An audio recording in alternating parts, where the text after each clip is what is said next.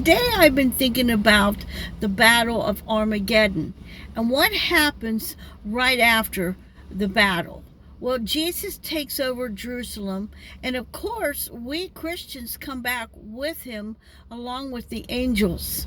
But there's some other things that happens. As soon as he takes over Jerusalem, he takes the beast and the false prophet, and they're thrown into the lake of fire.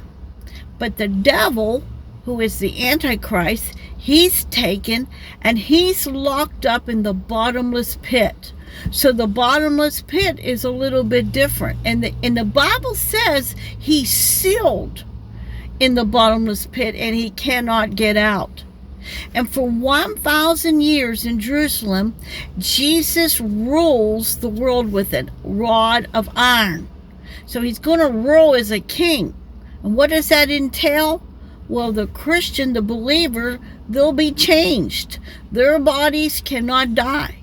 But there will be people on earth who will be in their regular fleshly body, and most likely some of them are going to be really bad because Jesus rules with a rod of iron.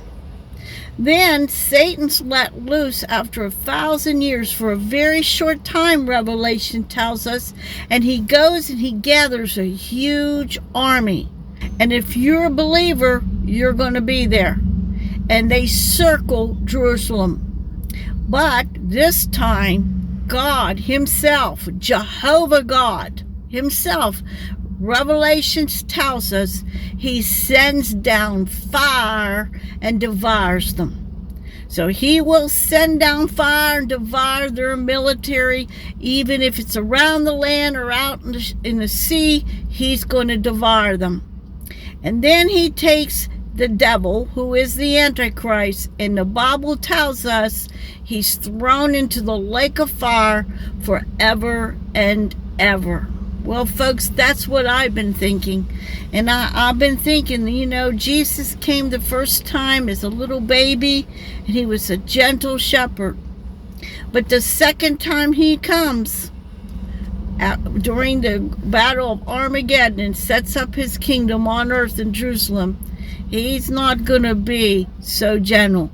He's going to rule with a rod of iron as a king. People are not going to get away with anything. He's not going to put up with anything. So I'm looking forward to seeing that happen. Something to think about today. God bless every one of you.